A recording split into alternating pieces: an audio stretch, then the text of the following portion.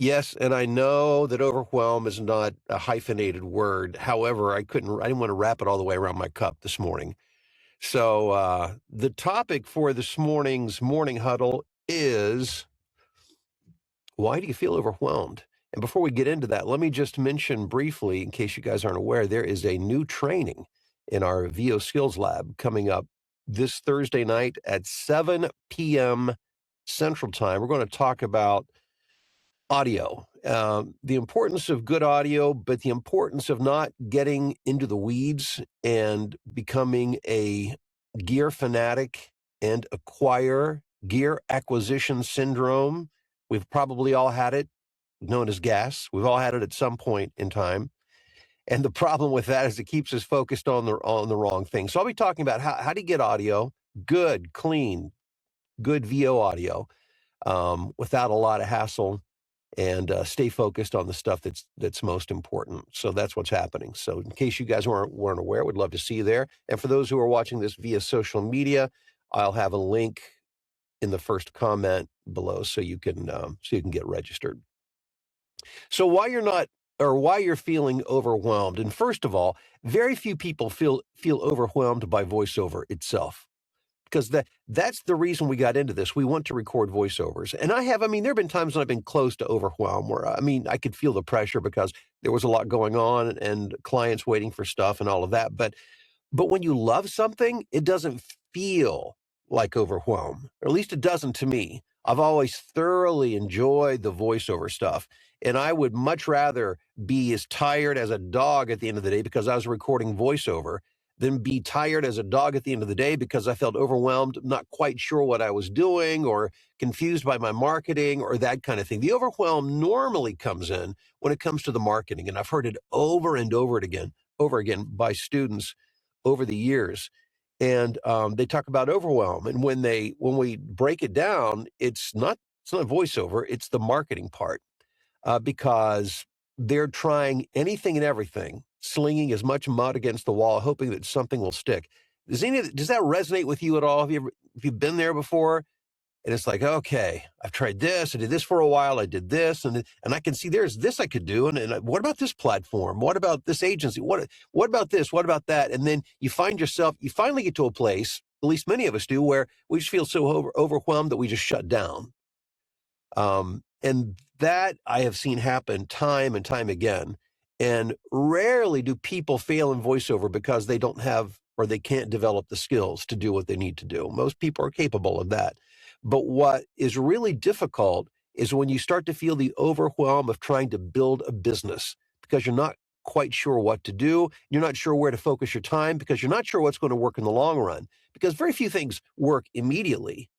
So you do this and you do that and you do that, and nothing really happens, quickly. So it's like, okay, I can't do all of these things equally well and spend as much equal time on all of these things. So what do I do? So we're trying to manage a lot of stuff. There's agents, right? And let's go back to when I first started. That's what I was told a good VO business plan was you get an agent, you audition, and you audition and you audition, you get more training, you audition, update your demo eventually, and, keep training and keep auditioning. And that was very frustrating for me. I found that very, very difficult, very difficult. And finally, I didn't totally ditch it, but I quit acquiring agents. At one point I think it was 14 or 15, might have been as many as 15, but regardless, anything over 2 or 3 is a bit crazy, but that's me. I was just trying to do anything that I could in mass to get something to happen. There are platforms, which platforms work, which platforms don't. New platforms, every now and then a couple of voiceover talent get together and they launch a new platform, which I'm pretty sure will fail quickly, because usually voiceover talent don't understand, not always, but typically don't understand the business aspect of running a business. So I never have much faith in that. But there are a couple that have hung around for a long time. VO Planet's been around for a long time. Voice123, voices.com. But even then, when you're doing it, are you doing it right? Are you getting the response that you need? All that can become very, very frustrating. One thing that I did all the way through from the very beginning to now in my voiceover journey, is direct marketing. And direct marketing, a lot of people, when they think direct marketing, all they think are phone calls or emails. And that's certainly can be an important part of it. But direct marketing is really, when you boil it down to its essence, it's just directly contacting and communicating with somebody. It can be phone calls, and I've done a lot of that over the years. It could be email. I've done a heck of a lot of that over the years. It could be postcards. It could be mail. It could be going to a local chamber of commerce meeting and talking to people.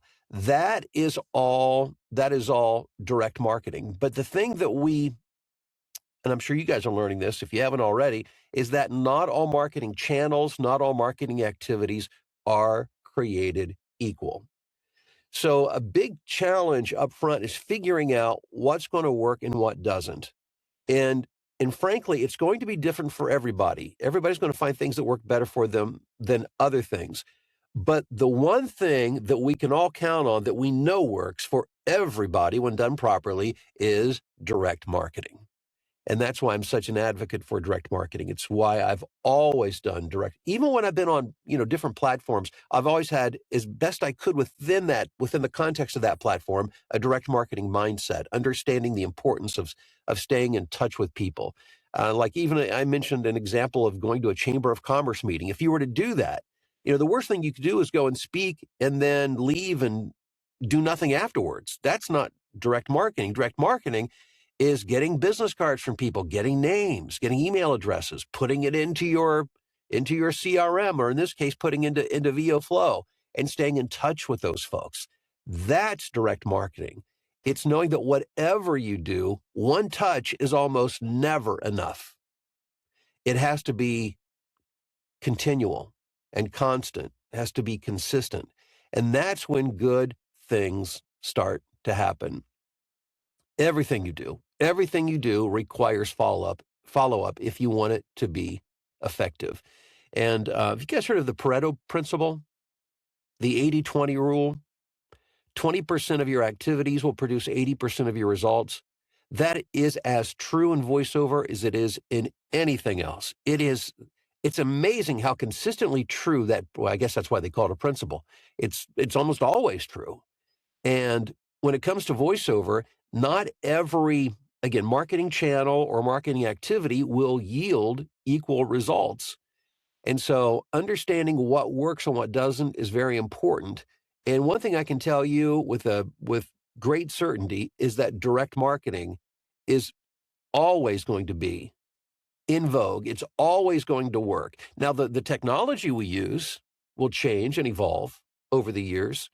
And thank goodness for a platform like VoFlow, because when I first got started, we didn't have any, I had worked with, let's see what, Goldmine. I think that was one of the CRMs. There was Act that I'd used. I used Salesforce.com, not for voiceover. This was for other corporate type, work I was doing. But there was nothing out at that time. And nothing at this time within voiceover that can equal what we're doing with VoFlow. So I'm not saying don't work platforms like voices.com and voice 123. I'm not saying don't get an agent. That's not what I'm saying at all. I think it's good to have multiple channels. I think the smart thing is to build around a direct marketing. I think it has to be at the core of really any business, voiceover or any business. And if you look back through the history of business and you look at successful businesses, they understand direct marketing and they're very, very good at it. If you don't have that as a core, it's going to be really hard to consistently build a business that produces an income that you can count on. And that, I think, is probably what most people at the end of the day, I mean, in addition to loving to do voiceover, we want income, but we don't just want income. We want a consistent income. We want a fairly predictable income. And that's what direct marketing allows us to do. And if you also apply, the principles of direct marketing, even on these other platforms and other technologies and working with agencies, if you apply some of the basic principles of direct marketing, it will make that much more effective and fruitful for you as well. So it's about simplifying your workflow by understanding what works and what doesn't. And make sure you have direct marketing at the center of everything you do. Keep VoFlow at the center of everything that you do because it will keep you focused on the 20% that's going to create at least 80% of the productivity that you have. And when you do that, it will help you hang around longer because again, this is why a lot of people quit. Is this they're just tired of going in circles and trying this and trying that and not knowing where to focus their time and energy to break through. Well, direct marketing, that's where it's at. And thank goodness we have a tool again like VoFlow to help us do that. Any questions or comments from you guys? What's been your experience when it comes to, especially when you were, in the very early stages of your journey? What did you find yourself getting frustrated by trying this, that, and the other, Yeah, or is it just me? Go I ahead, Jeff. was trying platforms and I was on Upwork only initially. I've gotten more traction on Upwork, but yeah, just the platforms was difficult at first.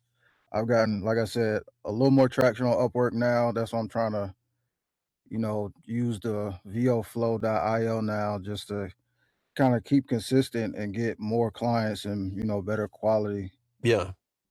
Well, let me ask you this: when it came to Upwork, was it because you stuck with it? Was it the consistency of doing this? Once you figured it out, do you think that's why, or do you think, I mean, or did it happen for you quickly?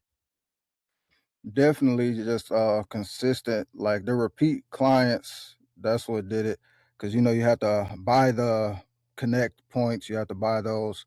So, once I got to the point where I had enough revenue in there to the point where I didn't have to keep putting money in, I could just Right. Yeah. buy that and, just volume, and also I do think it did help to once people saw my profile, I had a lot of jobs completed and stuff, I think that probably Yeah. helps as well. Yeah. That's it, people do have to continually see you, or they forget or they don't trust. Yeah. I think my Mm. greatest level of frustration comes from, well, of course, I didn't grow up with the technology, but when they Yeah. start, it's if you heard the saying, "I finally made ends meet, then they move the ends," I don't and think I I find have, but that's a good one. yeah, that's usually toward the idea of making ends meet every month on your budget, but the idea is with, a lot of the platforms, I found frustration because just about the time I had everything in place, they changed their algorithms or whatever Yeah. it is that they're doing, their structure, and in my past 40 years in business, I was in control of who I was going to do. There wasn't somebody else taking that from me. Right. It's just a feeling of being able to know that I can count on this work that I've already done and not be knocked back down to the bottom of the ladder because somebody determined I hadn't done enough business there. So that was frustrating to me. Not that it's bad, because if you sign a contract and go with it, that's what you're accepting, you know. Sure. So Yeah. Well, and that is a good point. And knowing that there is something that's rock solid that's going to work, like you said, like a voices.com, or you didn't mention specifically, but I'll say it, voices.com or voice 123, they're the two big platforms. right. And I've done quite well on both of them, but um they've changed their algorithms consistently. And every time they did that, I had to reevaluate how I was doing what I was doing. And it gets to the point where if you keep moving things around all the time, it does become tiring, and Mhm. it inhibits you from, growing, and that's what I love about direct marketing, is having complete control, and, I've always believed in direct marketing, but it's not always been as easy to manage because of the technology. The technology that we have, with VioFlow specifically, is a complete game changer.